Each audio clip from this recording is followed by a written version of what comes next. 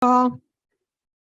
Jizzle, Neal, Olson, Here. Luce, Mostly here. Zittergruen, here, Hadley, Here. Johnson. Here. Is there anybody in the public that wishes to make a comment about anything that's not on the agenda? Seeing none. I have two mayoral proclamations. The 54th Annual Professional Municipal Clerks Week is April 30th to May 6th. Would you like me to read the proclamation? If you would like to, go ahead. I think I will. Whereas the office of the professional municipal clerk, a time-honored and vital part of local government, exists throughout the world. And whereas the office of the professional municipal clerk is the oldest among public servants. And whereas the office of the professional municipal clerk provides the professional link between the citizens, the local governing bodies, and agencies of government at other levels. And whereas professional municipal clerks have pledged to be ever mindful of their neutrality and impartiality, rendering equal service of all. Whereas the professional municipal clerk serves as the information center on the functions of local government and community. Whereas the professional municipal clerks continually strive to improve the administration of the affairs of the office of the professional municipal clerk through participation in education programs, seminars, workshops, and the annual meetings of their state, provincial, county, and international professional organization. Whereas it is most appropriate that we recognize the accomplishments of the office of the professional municipal clerk.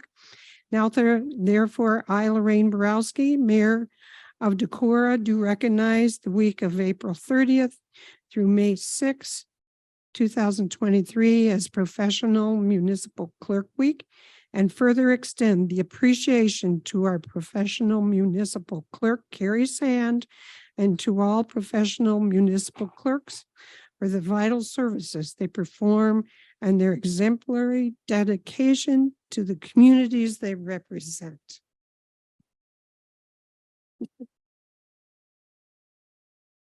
Okay, this must be Proclamation Day.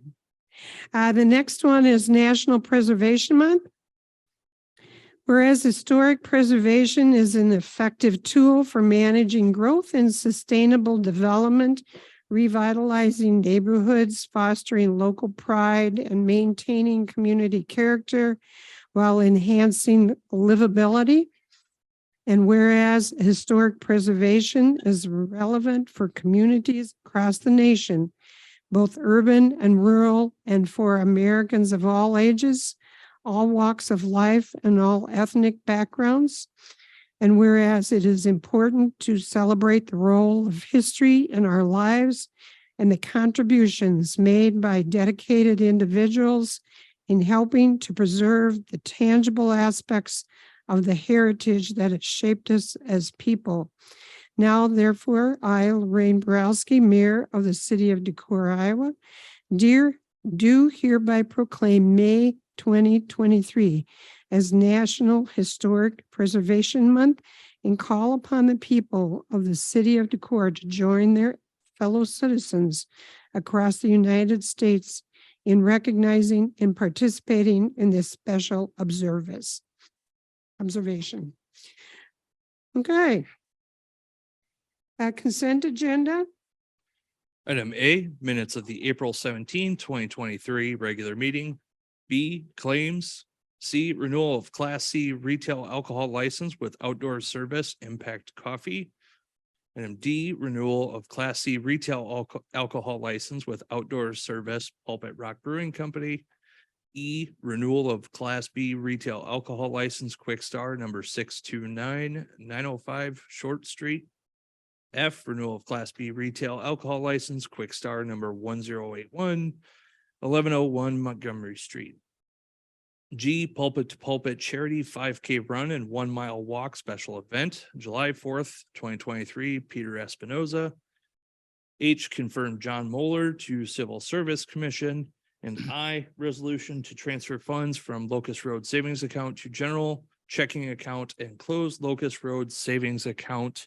That dollar amount with interest had to be calculated today. So that dollar amount filled in the blank is $198,556.83. Lucid move passage of the consent agenda. Second. Motion made by Luce, seconded by Olson. Discussion? Can you just explain, again, Carrie, I know we talked about it, but just for clarity. What it was is that the money, when we paid the rest of the bills for the Locust Road for that project, there was money in the checking account that covered those bills. And then so this amount of money has just been sitting on the side. And so when I spoke to Michael Maloney, he had suggested doing a resolution just showing that officially coming over, and then I'm going to close that account. Because there was, at the end of that project, there was money still left over, but then it must have been through council that was decided to put towards East Main Street. So it's not really Locust Road, it's just residual. It was part of that Yeah. project, yeah. And it's just going back into the general fund so I can get that account closed. It's going to the general checking General account. checking, sorry. Thank you. Yep. Any other comments? Roll call? Luce, Aye. Olson, Aye. Chisel, Neal. Sorry, Zittergruen. Aye. Hadley, Aye. Johnson. Aye. Motion carried. Conduct public hearing on proposed development agreement with WSSA Decorah VA LLC. Give some background on that, please. Sure. So I'll combine the backgrounds on 6 and 7. This is the public hearing. 7 would be a possible action item for council. So a public hearing is required by law for the city to enter into a development agreement, providing tax incentives for a project. This proposed development agreement would provide reimbursement of costs incurred by the developer for the construction of public infrastructure in conjunction with the project and site plan that's already been considered and approved by the city. No written objections or comments have been received at this time. The project includes or is possible through the 2022 Bluffside Urban Renewal Plan that council just amended last month to include this area and the project, which would be constructing a commercial building that would be rented out to serve as a Veterans Affairs clinic.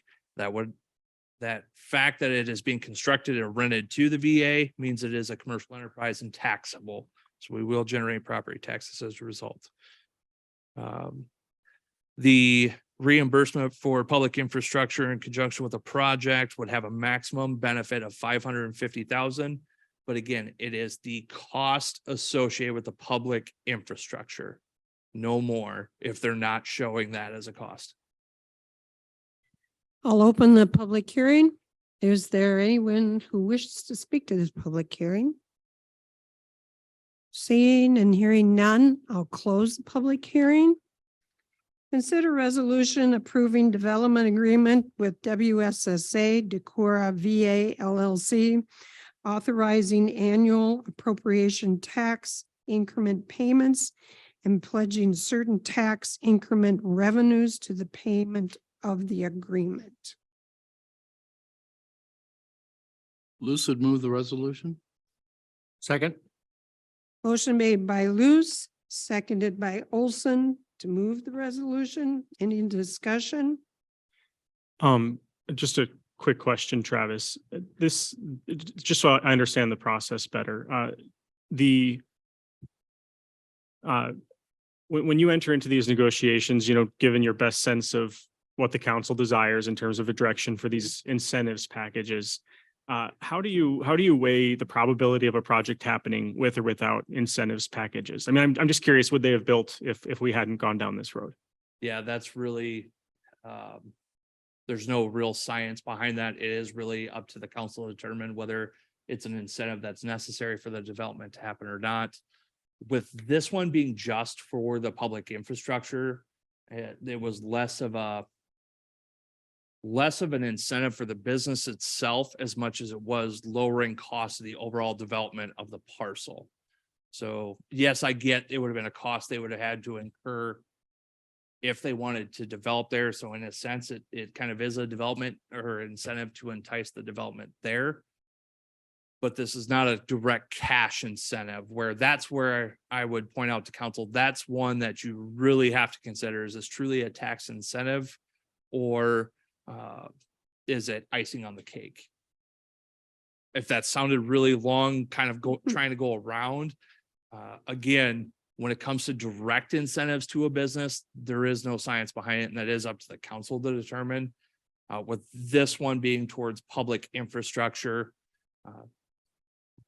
in my professional opinion, lowering the cost of the infrastructure or the overall development by reimbursing through property taxes their project generates to cover the cost of the public infrastructure seems like an appropriate package.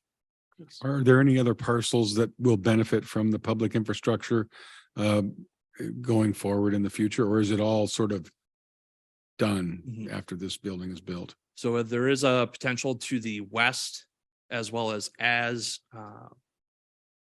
potential development could continue to the north, as that would wrap around that property on the west side, coming back north and potentially connecting with Park Street as it jogs and then makes a 90-degree back to the south. There's that potential for it to wrap back around the VA. So indirectly, yes, there is potential for future development off of this project.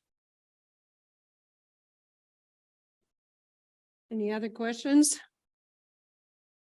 Roll call? Luce, Aye. Olson, Aye. Zittergruen, Aye.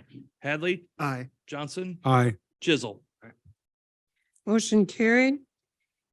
Conduct public hearing on the plans, specifications, form of contract, and taking bids for the Decorah 2023 street improvement asphalt resurfacing project.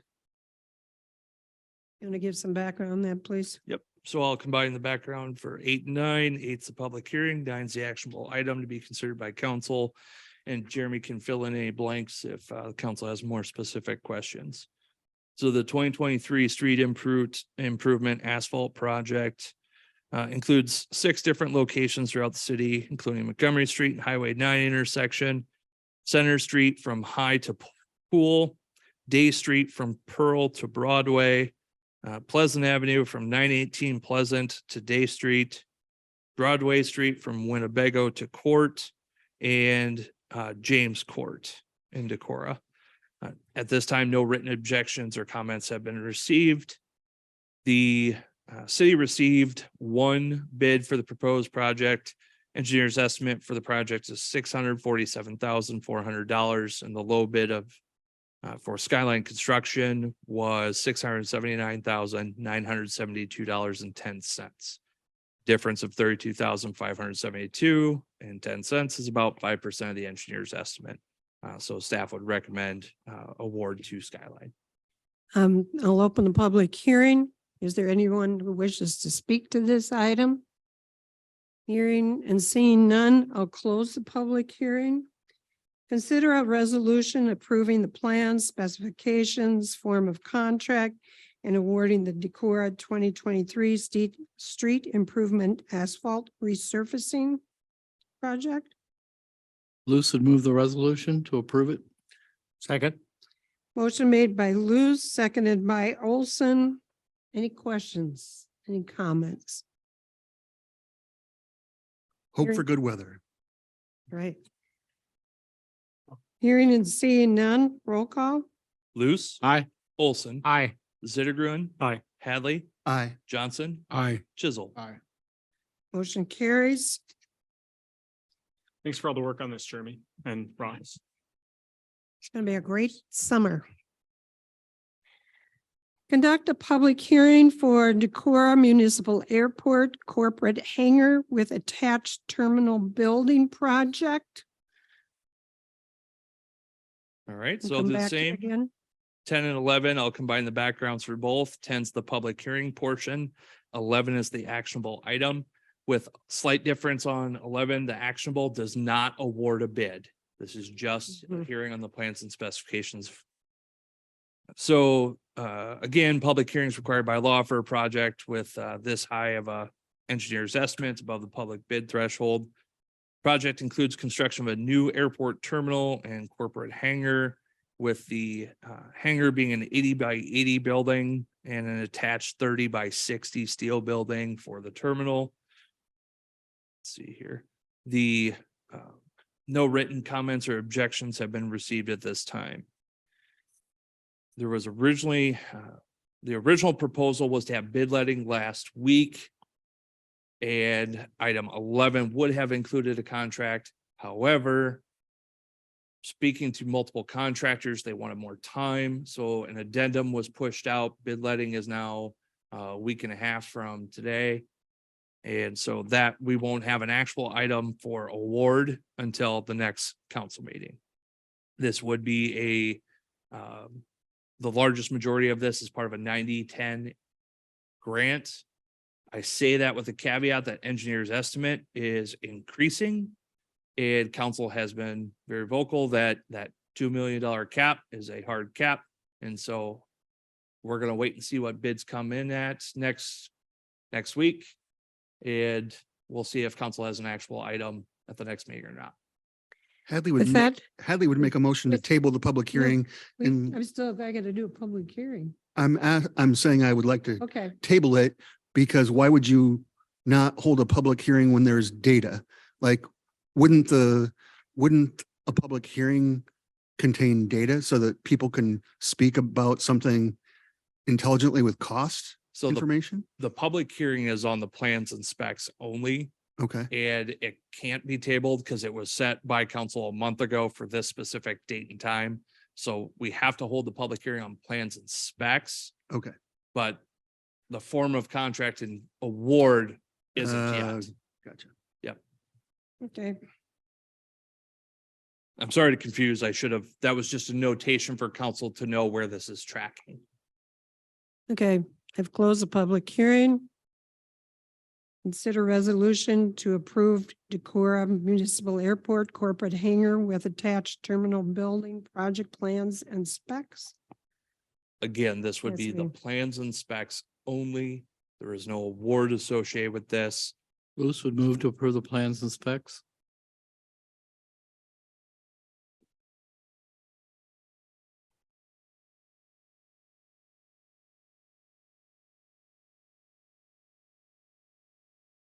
Johnson will second.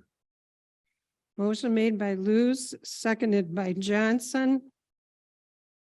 Any further discussion? I have some questions, and I know I've raised questions like this along the way through this process, and I don't know if I've actually received, the kinds of answers that would make me feel comfortable proceeding.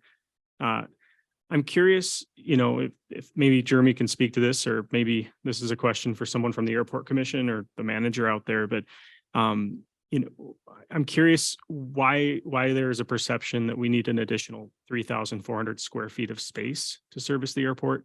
That's just my calculations on upgrading from a 60 by 80 hangar to an 80 by 80 hangar, and then adding a terminal building that's 1,800 square feet.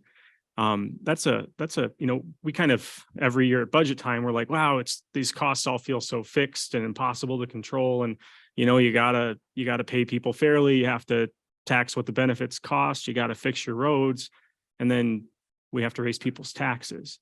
This is actually where the tax raise happens, when the city commits to the provision of new services or the acquisition of new infrastructure that then we have a perpetual responsibility to maintain. It's 3,400 additional square feet at a facility that doesn't serve most of Decorah's residents that much.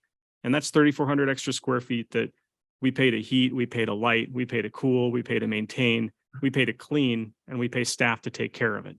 And it's probably 3,400 square feet that we'll need to replace sometime down the road in 50 years, burdening a council that I'm sure then will be facing many of the same struggles that we face year after year.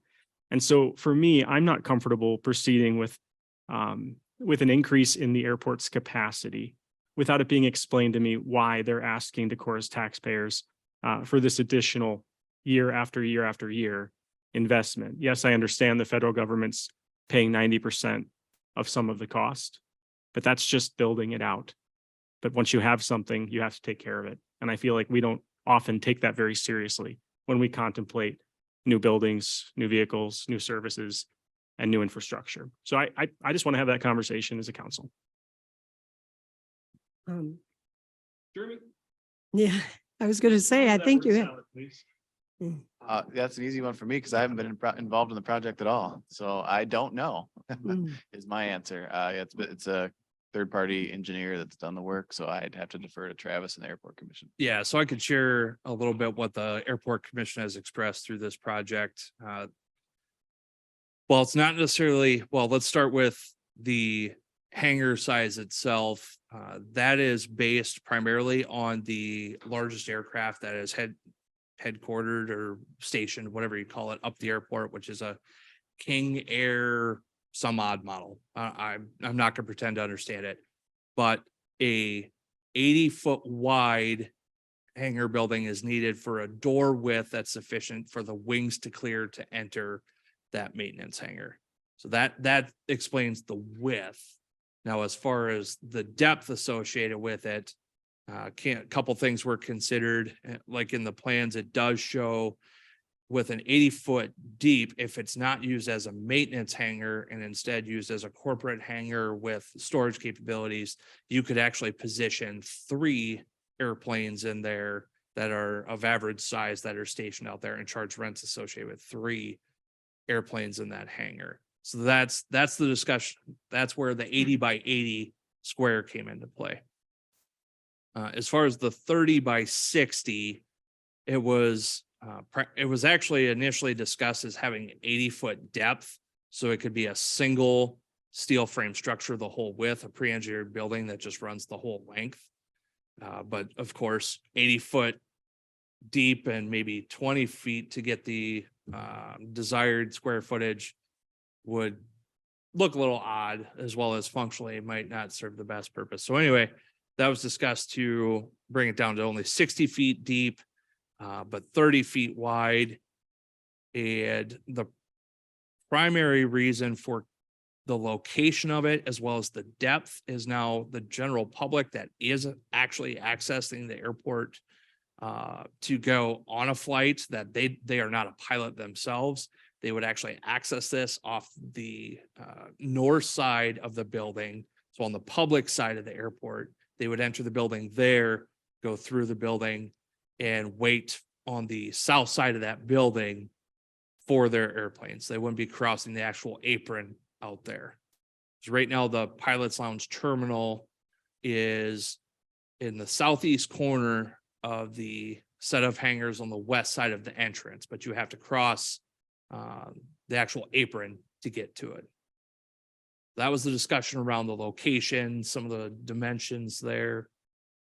Outside of that, that's the best I could speak for the Airport Commission on. So theoretically, I mean, there isn't a cost with this. But let's say the cost comes back much greater than what we ever expected. Then they go back and review it again, correct? Airport Commission is well aware that if this project comes in north of $2 million, that I told them I would prepare to not move forward in any way, shape, or form. So is there any discussion of potentially not having it quite as large as what they're bringing forth? There's probably more room to be made adjustments on the the terminal side. The hangar side, I can't speak with any amount of certainty, but I feel that there was some requirement from FAA that said it needed to be built to withstand the largest, it needed to be able to take in the largest aircraft that is stationed at the airport. So if you built it smaller than that, they were going to have an issue with the grant. Okay, Now, again, I can't speak with a high amount of certainty on that, but I do feel like that was one of the considerations during the discussion. so actually, once they come back again, and we're looking at, that would be a time that council could determine, oh, we just think this is out of the ballpark. Mhm.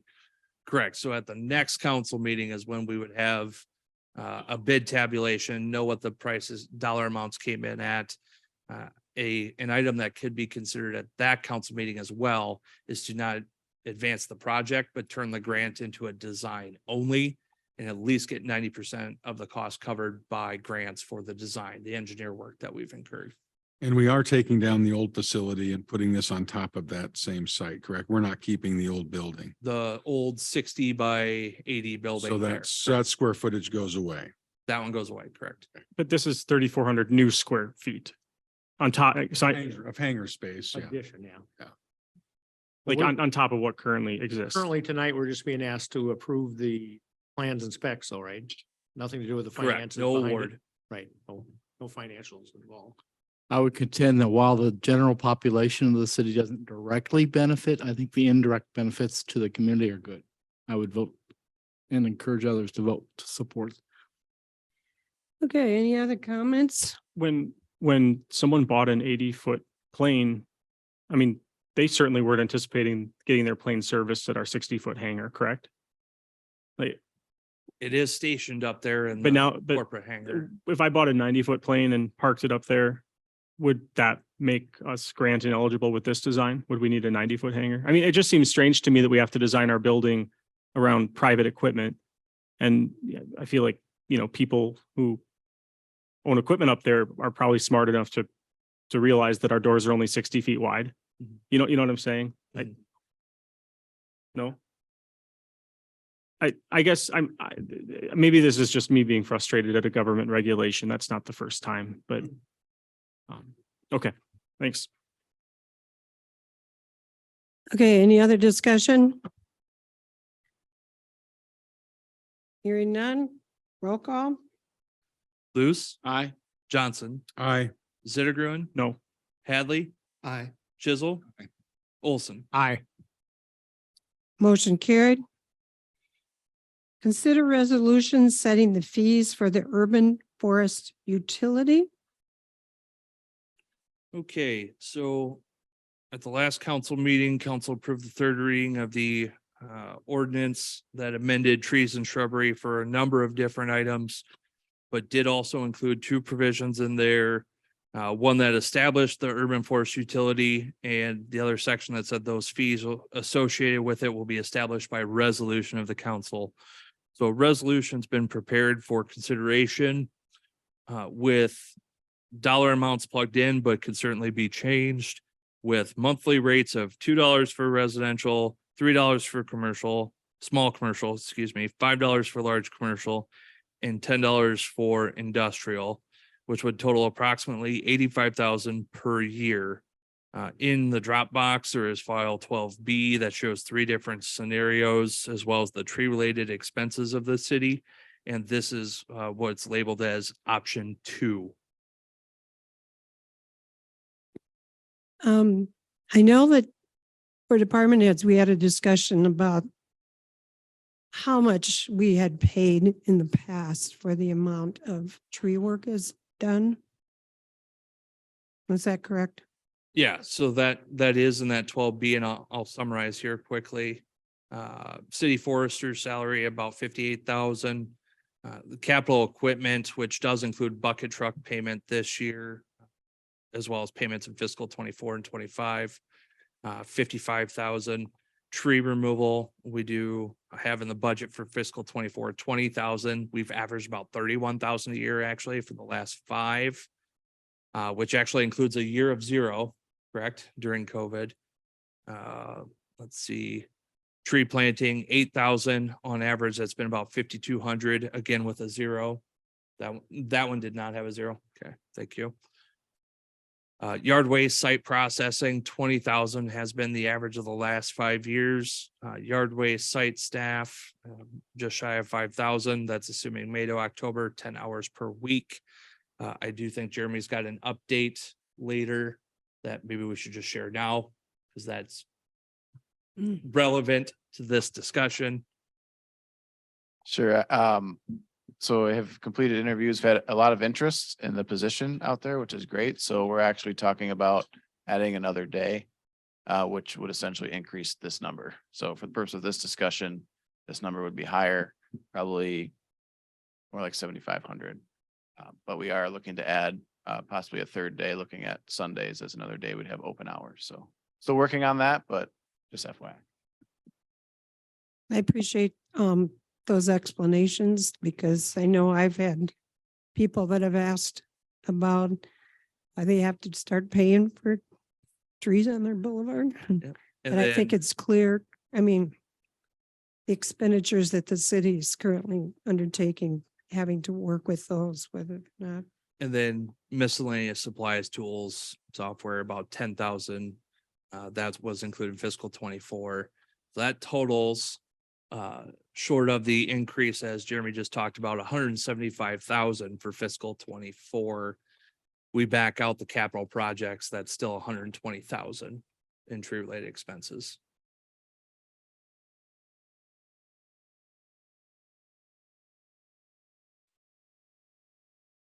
Okay, So, this is. again, option 2 is how this is drafted, and that would help cover 85,000 roughly of those costs. Well, this is consideration for resolution. I'm sorry, what?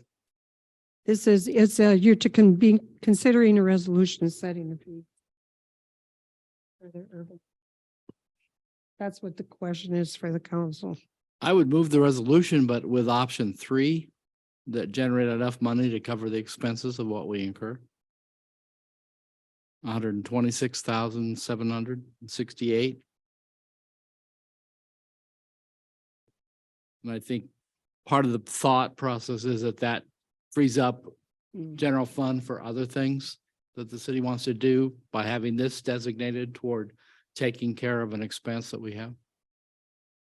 So I think if we're developing the utility, we should use it to our benefit, maximum benefit, rather than just incrementally go against the expenses we have. What was the staff's reasoning for recommending option 2 on that? We thought it was more palatable than option 3, Okay, quite frankly. okay, To option 2 at least covers the forester right. and, you And take your over- pick of the yard waste site or additional equipment and tree plantings. It covers a portion thereof. So over time, it will pay for like buying new equipment and things like that over time. Minor equipment, right, yes, right, and, right. this is, looking back, an urban forest utility could have been used to help cover the expenses of the leaf vac as opposed to this road use tax fund. So actually, that's money that could have gone to street repair as opposed to equipment replacement. So Luce has made a motion for option number 3.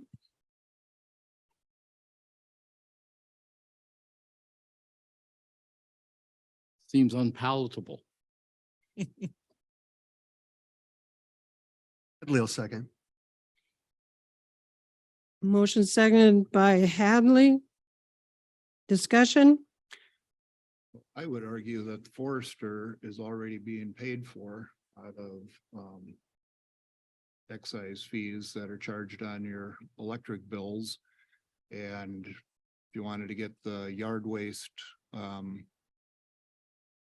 of street. employees taken out, we should shift that money there rather than add another fee onto the residents of Decorah. When the taxes have gone up, your assessments will be going up. We're looking at some high end between the school, the fire department and other things going on here. And then we keep paying for these studies on affordable housing, which is an absolute myth because of the cost of living in Decorah with limited properties, high property values, high taxes. It's just getting to the point to where people can't afford to move here. And I've heard that more and more talking to young professionals as I go around with my business that, my husband and I both have full-time jobs. They're professionals, but they're buying homes out in the country, over in Cresco, down in Kelmer, and commuting because it's just too damn expensive here. So I can't see adding another fee when we already have this and we have the ability to pay for this program with established fees already being charged to people. Okay, thank you. Any other comments? Randy, I just want to say that I so thoroughly appreciate you sharing your reasoning on this, and I think you make some compelling points. It's something that, as you know, I've been taking part in this housing study process. You know, over and over, people say that one barrier to housing in Decorah is property taxes. I mean, I think we all like if we could wave a magic wand and make some of our costs go down, but you know as well as anyone that, you know, there's not a ton of waste to cut in the city government. And I think one thing, you know, worth investing in as a city is an urban tree canopy. You know, I guess in sort of contrast to some who sort of say, well, why should, you know, why should I have to pay when I don't have street trees in front of my house? You know, I think the benefits of there being a lot of trees in our downtown, they're good for our stormwater system. They're good for our streets. They're good for walkability. They're good for economic activity. I mean, street trees on a street in front of a business increase spending there. Street trees are a really smart thing for us to make sure that we have the economic ability to continue to invest in for Decorah tomorrow. And I think that's why I like the idea of having a sort of secure and safe and kind of protected independent revenue stream that supports what I think is a vital part of being a strong community, which is, you know, having a great urban canopy. I'm going to vote against option 3 as long as that means I can still move option 2. And I want to check and see if that's the case with our lawyer or whomever wants to. Yeah, he's wanting to know, make sure that he. I know I votes could, no I know I three, could make can this motion messy to- by like moving to amend it, but I think it'd be cleaner if we just. He wants to make sure that if he votes no to 3, he can motion to No. do option 2 if Yeah. it fails. Yeah, you can do Right. that. You're not committed to not you. voting against the whole thing. Yes. Okay. Then I'll. If we vote option 3 down, we can still come back Right. with another resolution to vote. Yes, you. that's correct. Right. I guess one point I think I would like to at least mention is with the emerald ash borer, it seems like, you know, we have a burden right now to help with that problem that's going to be ongoing for a number of years. And this is one way to help pay for it. But I also agree with Steve. I think option 2 might be a little more palatable. But I think, you know, this is a burden that has just, you know, really recently occurred, and it's going to be going on for a number of years where we have to take care of these dying trees. And And it may just be the beginning of next thing. and $125,000 is the cost of a block of alley. Right now, roughly. So you take $125,000 out of the street budget and explain to your constituents why their alley isn't getting done. When we've done public surveys of people's satisfaction of the city of Decorah, the yard waste site is one of the most popular programs that we have, seconded by leaf pickup. You know, trees, yard waste, leaf pickup are popular programs within our city. The state is removing revenue streams for us. This forest utility is a way for us to truly capture our costs for something that is politically popular and a benefit to our community, street trees being important and to cooling and aesthetics and traffic calming and all the good things that street trees do. So while it might be more palatable now, water rates, keeping water rates 0 and not increasing anything is also more palatable. Not increasing costs is more palatable. Nobody wants to pay more, but we also have programs that we can support. And this is a dollar for dollar representation of what our costs are. And if we don't define it, we are paying it somewhere, we're robbing it from somewhere else. So since our staff has chosen this one because it was more politically palatable, I would ask that my fellow council people actually look at the numbers and say, where else is this money going to come from? It's going to come from somewhere else. It might as well be, pardon the pun, an apples to apples comparison. Okay, so we have a motion on the table with a second for option number 3. Mayor, I just wanted to say one more thing, which is that Emily talked to me this afternoon and asked that I just voice her preference for option 3.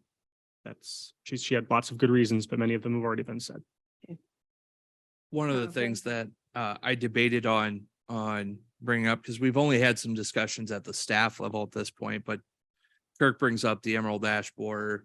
While the city has done a good job of getting their hands wrapped around that task, private home ownership, on the other hand, there's a lot of ash trees out there, both dead, dying, and ones that are gonna be there.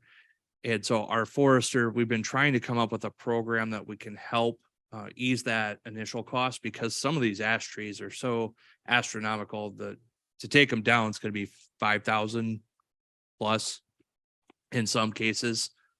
And so one that we have discussed is where the city could bear the initial cost and do a voluntary assessment on property tax to repay over the course of several years, just like we do with the alley assessment.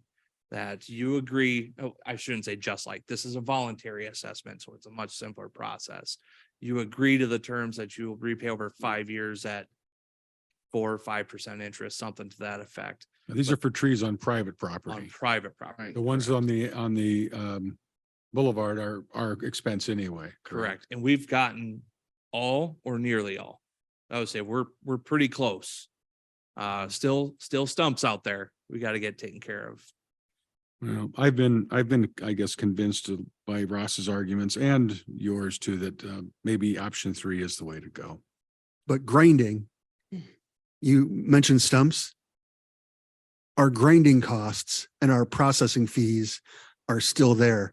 And that is expensive because that's labor and machinery. We're able to do more things in-house now than we were. And with the new compost grant, we'll be able to process more waste. But yet we shouldn't cripple ourselves and be short-sighted. I strongly feel like with some education, people will support trees, yard waste, and our tree canopy. Okay. You ready for the roll call? Roll call? Luce, Aye. Hadley, Aye. Johnson, Aye. Chisel, No.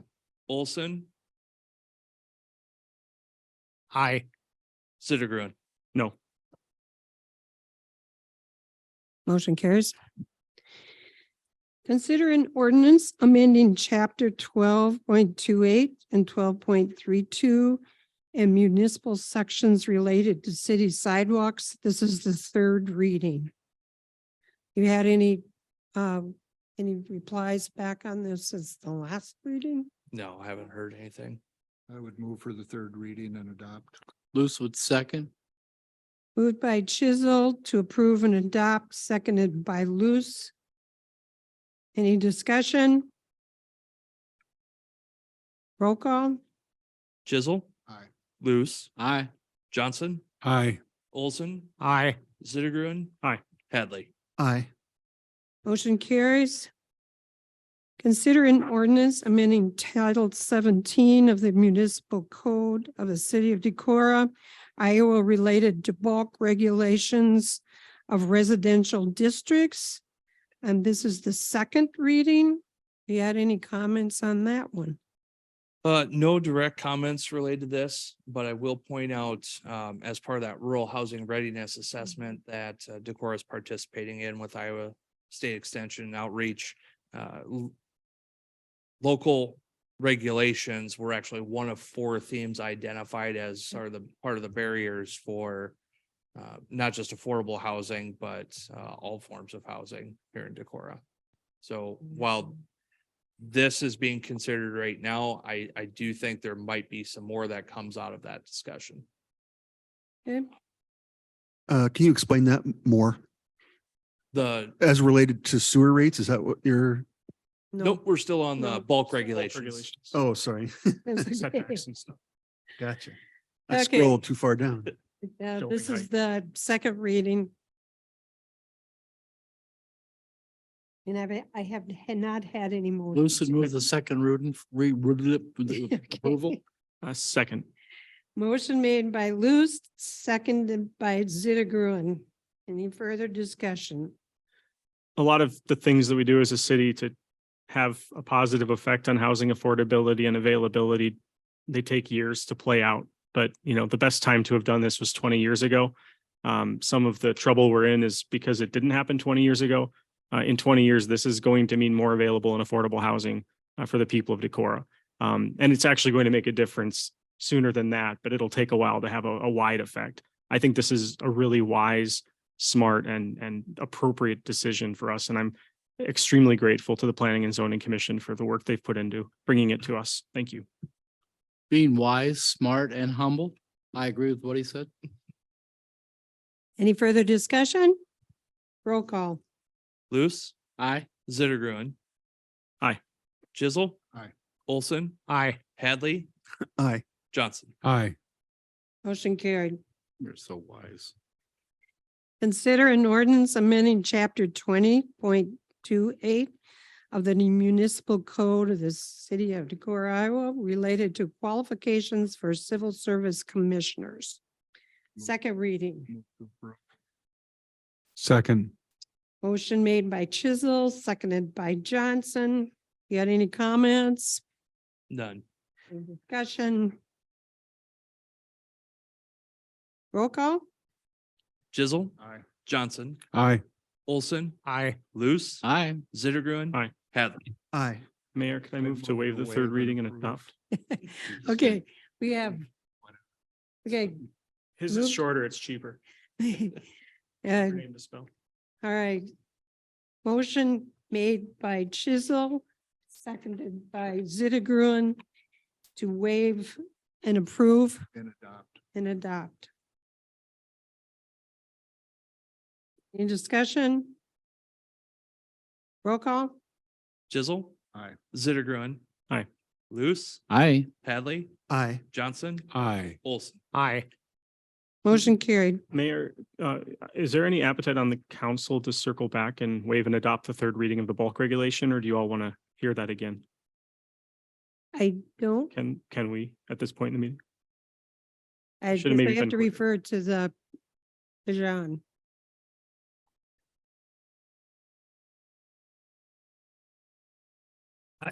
I don't see any issue with you coming back on that right now, since it's during the same meeting. Is it okay, Mayor, if I do that? I feel like this has been on the agenda for quite a while, so I move to waive the third reading of the bulk regulations and adopt. Second. Okay, motion made by Zittergruen, seconded by Olson to waive and adopt, approve and adopt. Roll call? Zittergruen. Aye. Olson. Aye. Hadley. Aye. Johnson. Aye. Chisel. Aye. Luce. Oh, yeah. Thanks, Mayor. Okay. Consider an ordinance setting water rates, third reading. Got any comments on that? I don't believe I have since the last Okay, council meeting, but that's not to be said that I know council members have heard, as well as just general discussion in public. okay. I move the third reading. Second.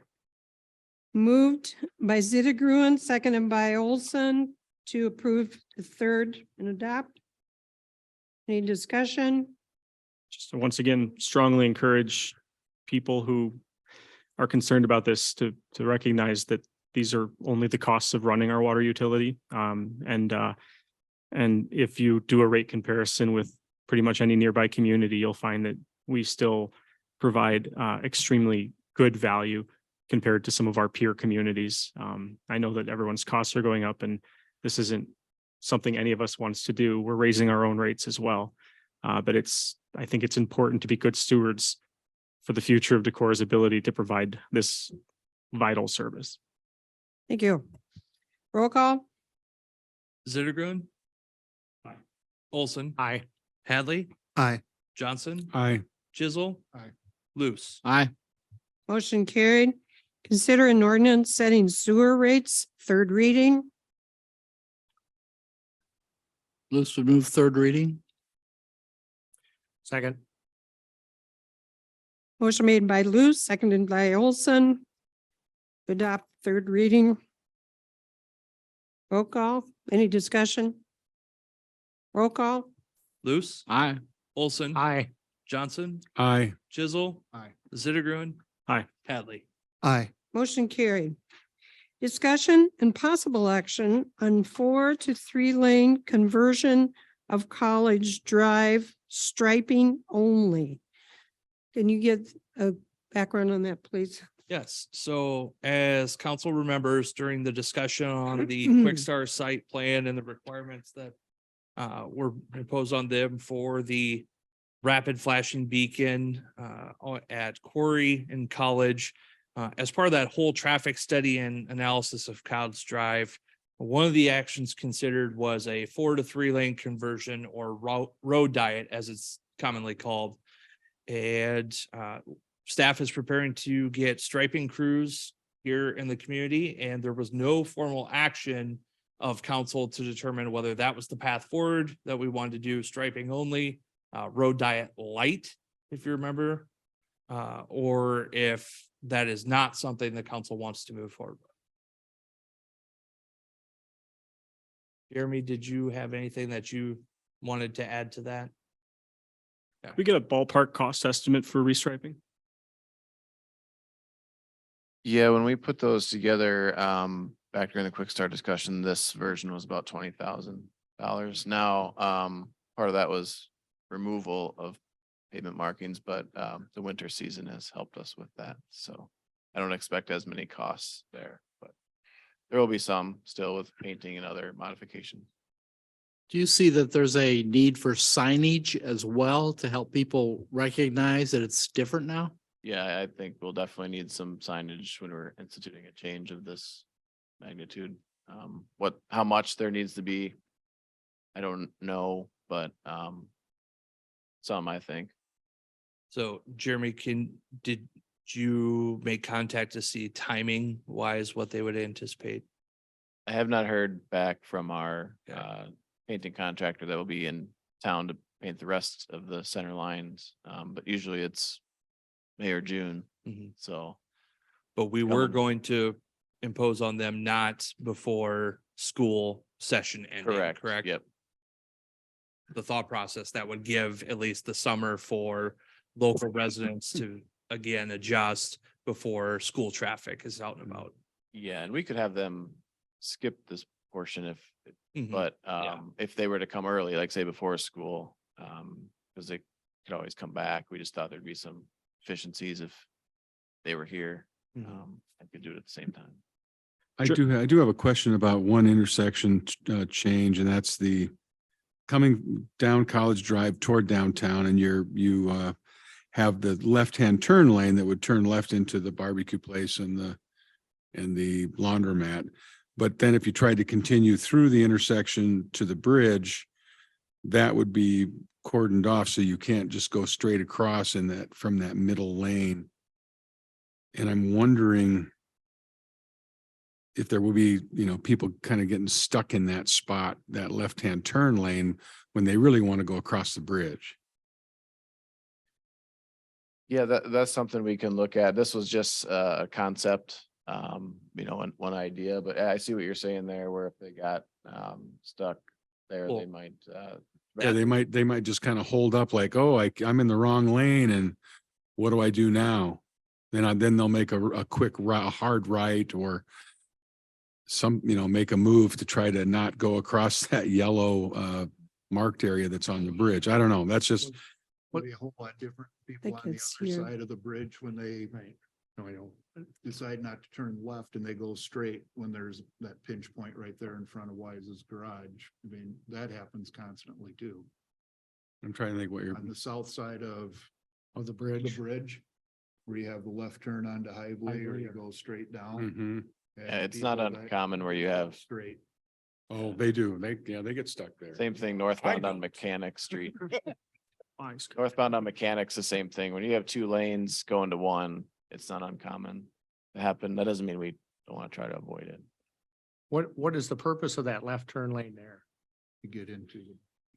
It's, yeah, it's technically a signalized intersection, so it'd be a little I mean, that'd be a conventional setup for an intersection. That is part of the intersection. I know it feels like a parking lot entrance, but Is there a left turn signal at that intersection?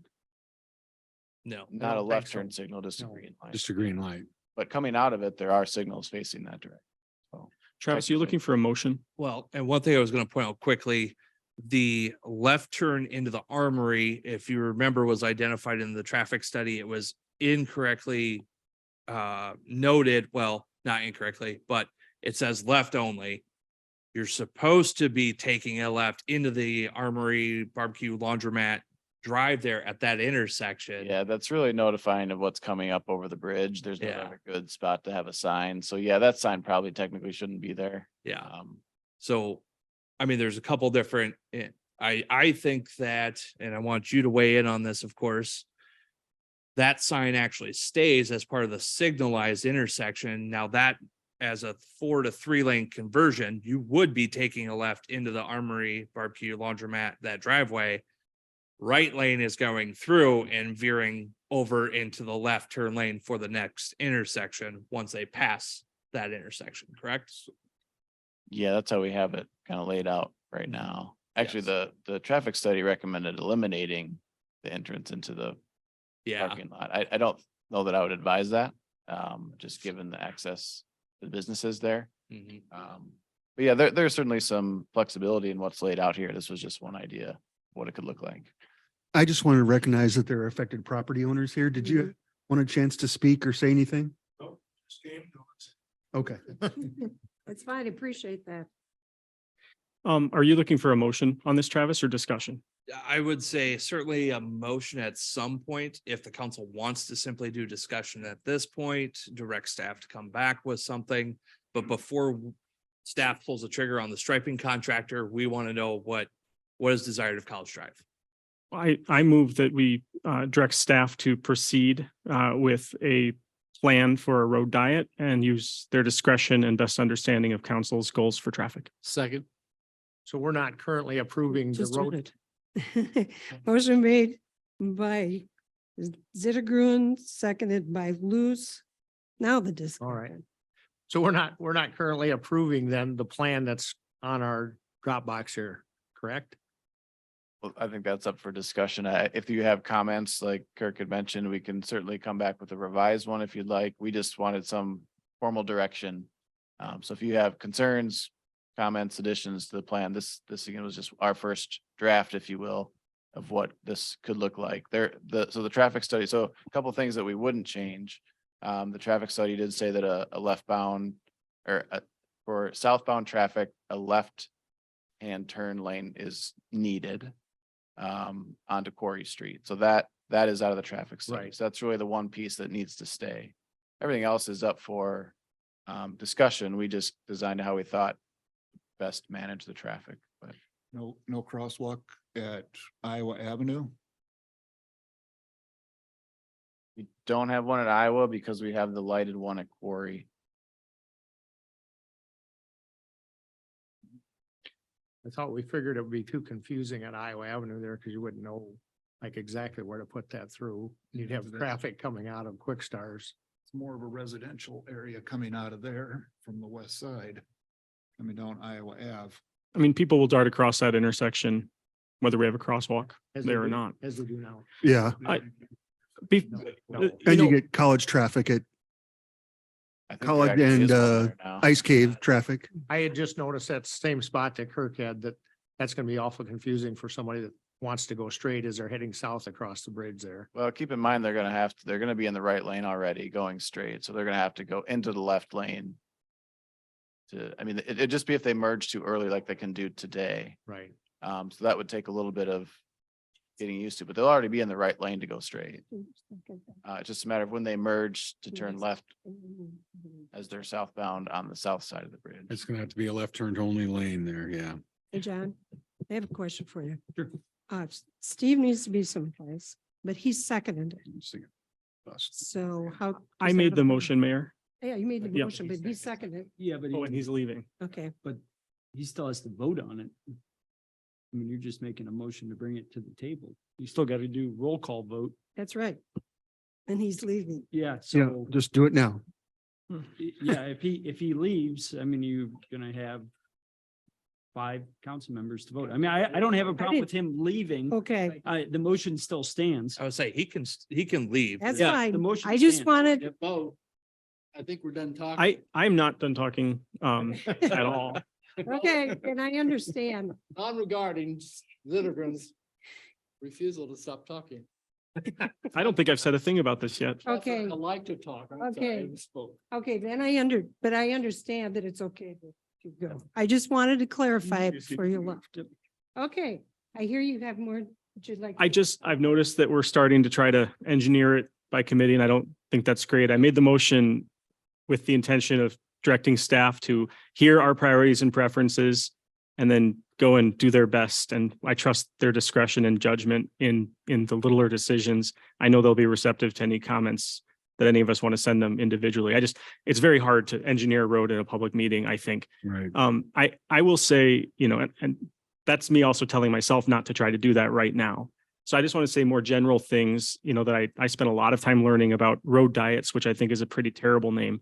But I've spent a lot of time learning about them because I think this is an important vote for our, community and for the businesses and homeowners and the people who use that road to get pretty much everywhere they go, which includes most of my ward. I think it's really important that we get this right. I came across a bunch of resources on why almost every community that does do a road diet, in spite of oftentimes there's some initial opposition, after a year or two has passed, they say, why didn't we do this earlier?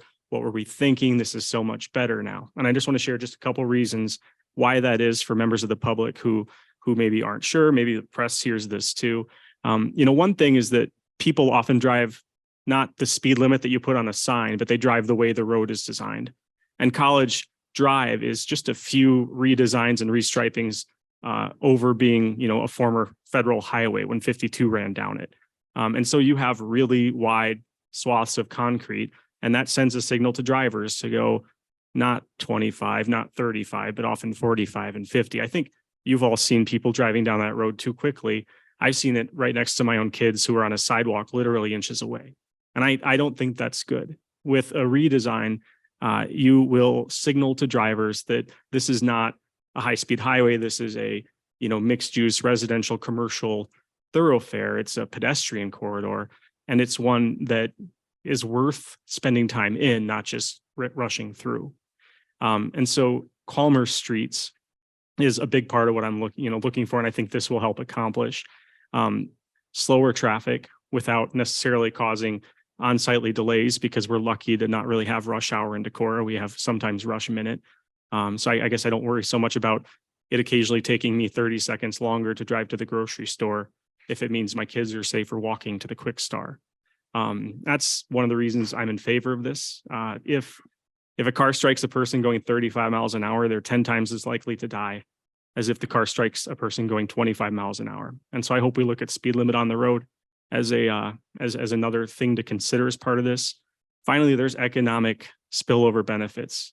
Communities that do road diets notice increases to economic revenue generated by adjacent businesses. And, people will argue over whether that's 10% or 50%, but it's certainly pretty clear from the data that they're good. Right now, there's just no reason to have 4 lanes for a quarter mile that go back to 2 on either side. It's just a relic from a time when there was a highway running through. And I think this is a much better design plan for what this community and its wisdom through history has made out of that space. Let me make sure, got the whole list, and I'll stop talking. Oh, finally, we paid a lot of money for an engineering study, and people whose jobs are to do this all day, every day, said that this new road diet could easily handle the existing traffic. It wouldn't even be close, that it would be able to continue to maintain level of service A with huge margins. I mean, it's pretty much as good as it gets. And they're the experts on this. I know that we've all got a story about the time that it took us 2 minutes to get downtown. But that's okay if it makes for a stronger, more resilient and vibrant local economy and a safer place for our kids. Okay, thank you. This had nothing to do with the highway going through there. The highway was diverted around town and then this was put in back in the seventies. The 4 lanes was? The 4 lanes, yeah. Was it a two-lane It was highway? actually Yeah. much narrower. That was a than it was the two-lane. highway coming through. Yep.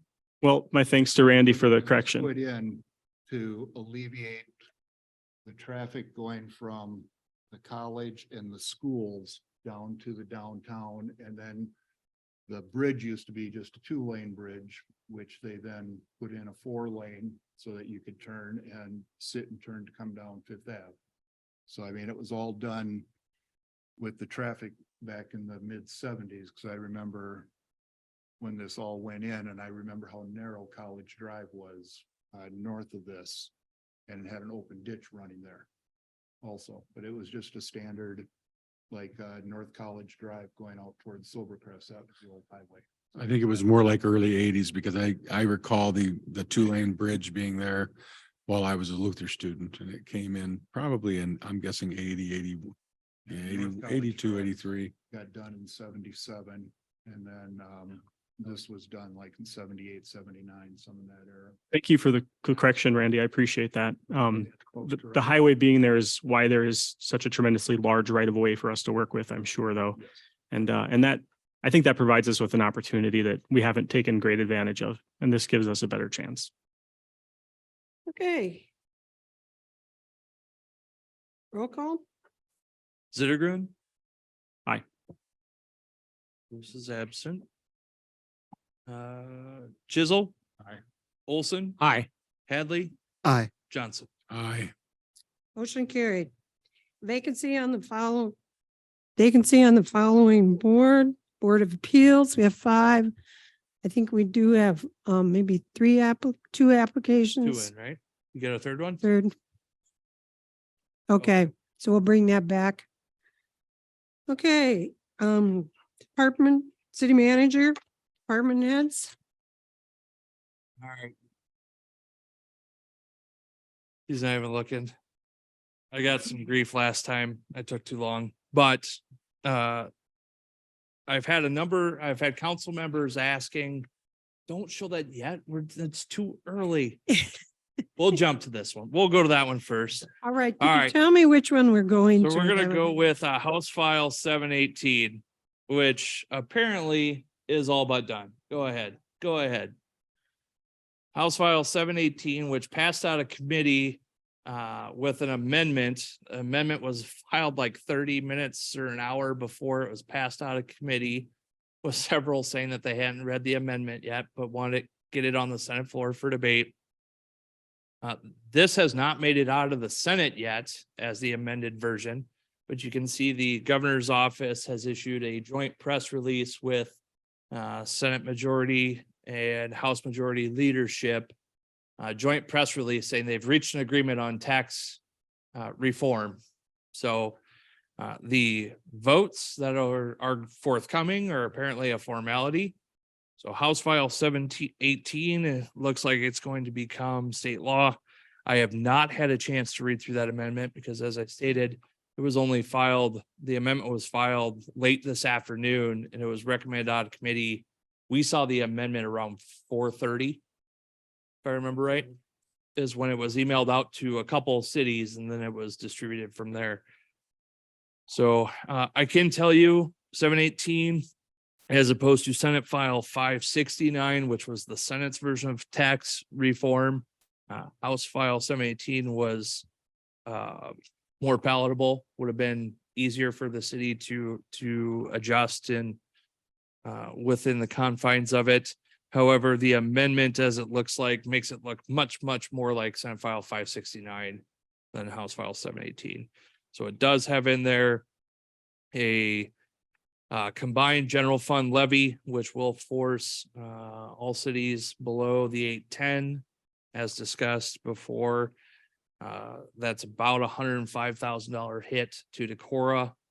If I remember right, I think I saw the year 28 in there is when it would be in full force, so it would step us down till we got back below 810 with the emergency levy. It would also require an annual notice be filed for all directly mailed to all parcels with their tax implications on an annual basis. It would impose the growth limitations on the assessed value and the amount of revenue the combined general fund levy would generate.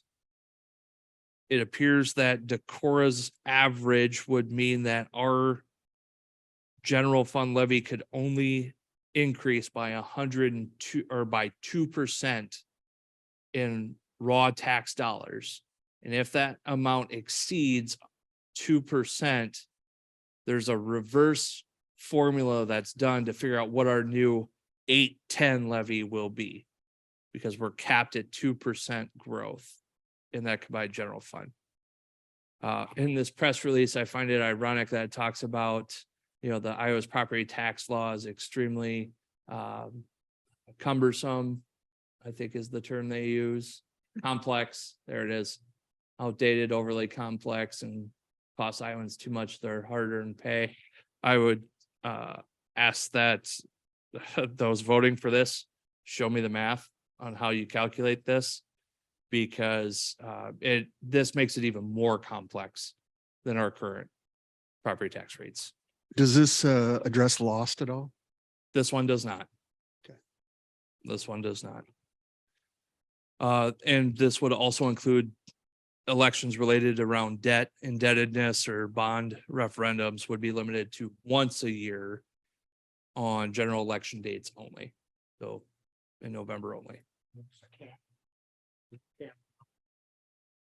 So there was, I don't know if what the amendment did with those, so I can't speak to that.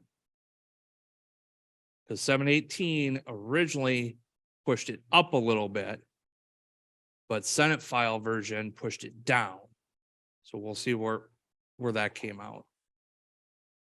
I was feverishly reading the amendment until this press release came out. And then I told Carrie, well, might as well stop reading if future Travis is going to have to deal with it anyway. So anyway, that's 718. Rural housing readiness assessment. I did want to note, so that group met, the steering committee met with ISU Extension Outreach. Kirsten, Steve Zittergroom were both there. I think it was a very good process, actually. I'll admit I had some reservations about going through planning effort for this, but I was very impressed with the process as a whole. Again, I identified 4 different objectives within the steering committee on things to work towards: local regulation, funding and financing for housing projects, planning efforts and data and communication. So I'm going to communicate because based on the survey results, I want to make sure everyone understands by state law, the city of Decorah cannot cap the number of Airbnbs, cannot put a moratorium out there. We cannot prohibit them anywhere anybody is allowed to live.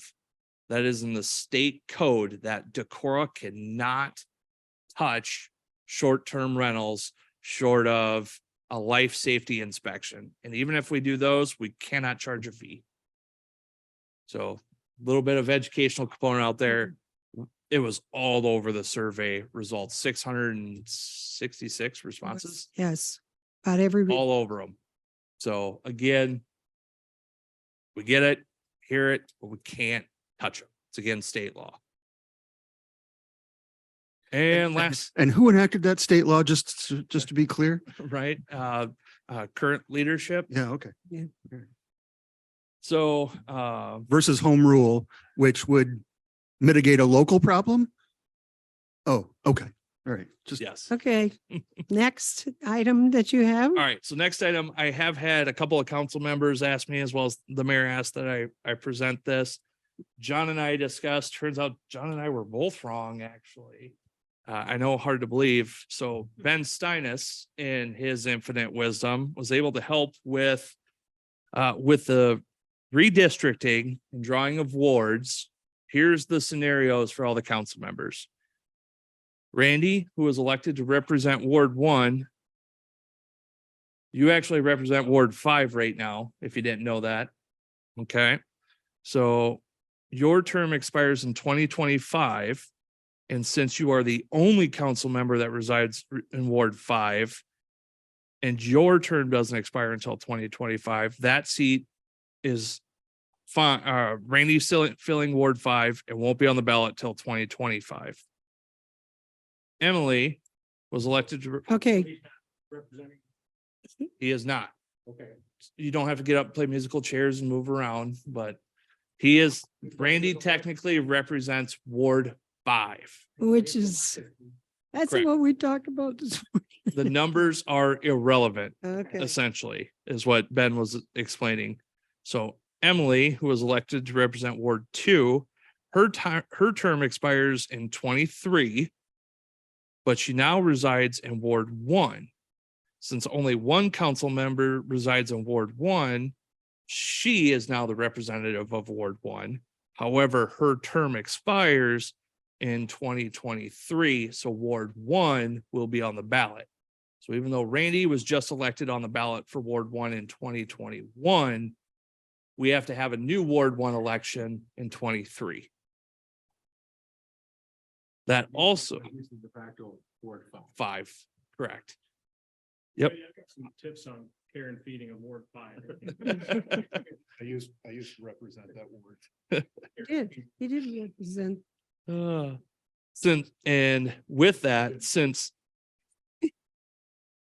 Oh, so Well, maybe you yeah. should have been one put this together. You know what? This took some work. Okay, All right, so still with Emily, since no ward elected council member resides in Ward 2, because Ross is the only one that lives in Ward 2, but he's at large. And that ward member's term, so again, sticking with Emily, that expires in 2023. That seat would be on the ballot in 2023 for a new Ward 2 representative. Kirsten, thankfully, you're, you get to stay. yeah. No, he, It does. Yeah, they get hooked up to the north. Right, they go north. Yeah, I'm not too. I thought he was, I thought further east is where it came down. Yeah, I'm at large, but I'm pretty sure I'm 5.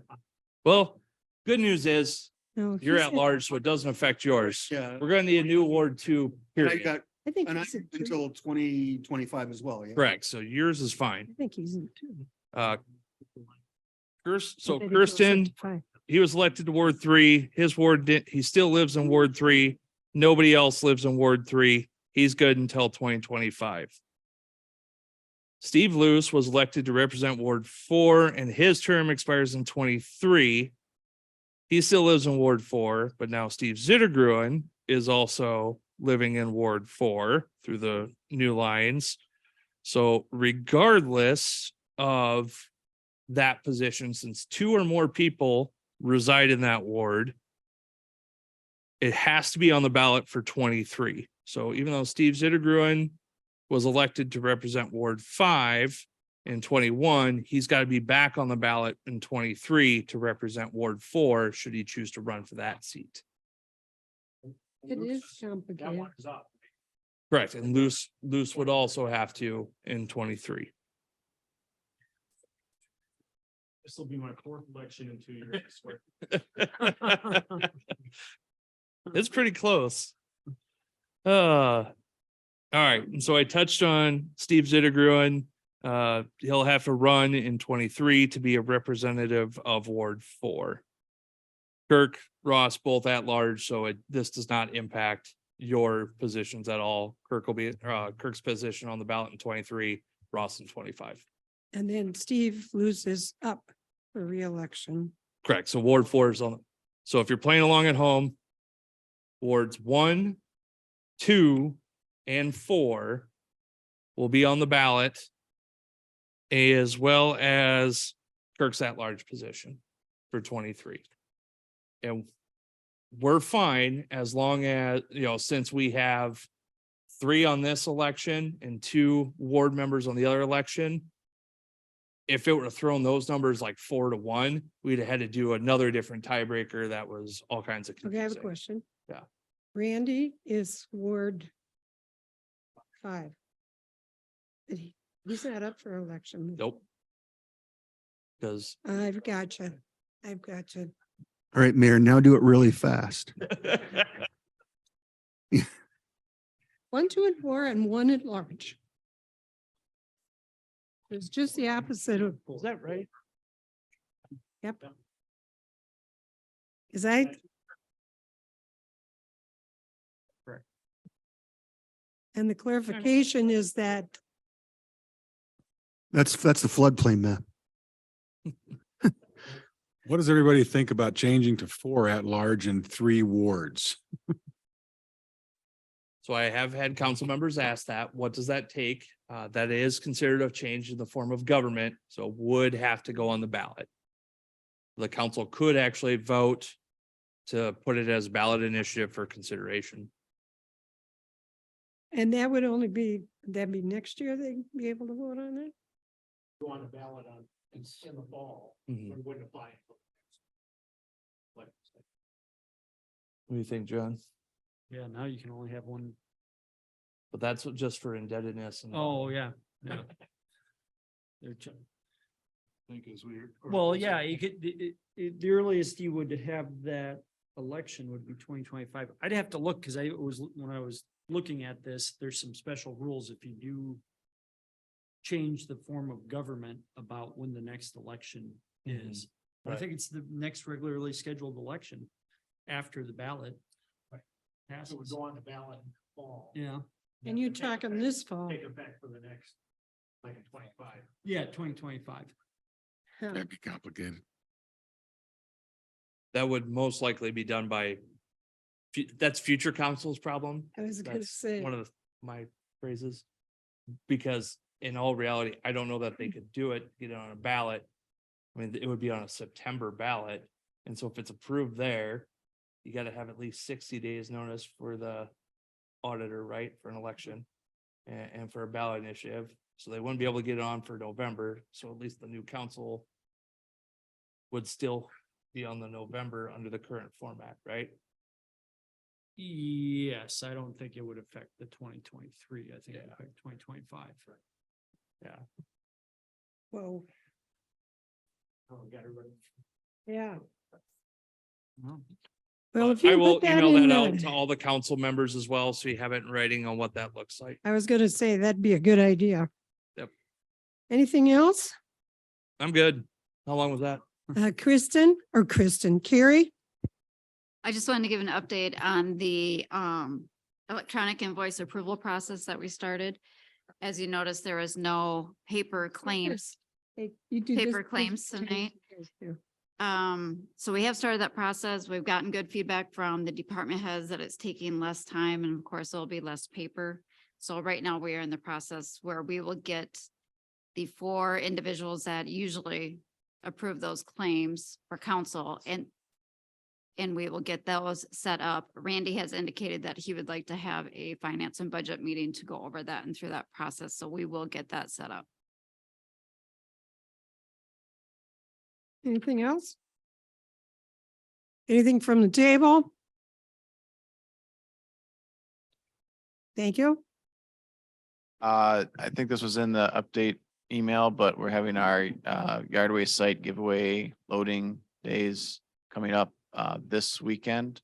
So it'll be Friday, May 5th and Saturday, May 6th, as well as the following week, which will be the 12th and 13th. So the Fridays will be 7:30 AM to 3:30 PM. We'll have a loader out there, and Saturdays 7:30 AM to noon. So the next 2 weekends, we'll have a loader at the compost or the Yardway site for loading compost, wood chips, et cetera. Thank you. Anything else? Okay, Kirk, Nothing, Mayor. Ross, Nothing, Mayor. Steve, Just because, you know, good, strong media is so important to the work we do as a city. I just wanted to extend my sincere congratulations to the ownership at Decorah News for their transition to retirement. And I wanted to welcome the new owners and what they plan to bring to local news to the community. Thank you. Kirsten? Randy? Could we meet Monday, the 15th at 5 o'clock? Or finance people? Yeah, before our meeting, so we could get some training and go over that. Carrie, would that work for you? Should we do it a little early? Because you'll need to have time. Sure. Kurt, would that work for you? 4:30? I mean, yeah, I can probably bring my kids and they could teach us how to use the computers. 4:30 is a little, it could push it, but close, shortly after 4:30, I can be here. Expand the speed just a hair. Yeah, well, Okay. yeah. I have a couple things. The Winnebago Emergency Management Commission is going to be doing monthly tests for tornado. It'll be the first Wednesday at 10 a.m. And that'll be just from April to November, just to make sure the public is aware of what to be doing when there are tornadoes and storms. Thursday, we have a community forum here from 5 to 6, and Travis is going to be talking about a little bit about legislative stuff. We might have to keep him at a certain point. And then Tim Cronin, the superintendent, will be just giving general information, school information. I've asked both of them to just comment on any discussions that have been ongoing or continuing, nothing in detail, but enough that the public knows that there are discussions going on as far as the school piece is concerned. So, anything else? Motion to move to adjourn? Thank you very much.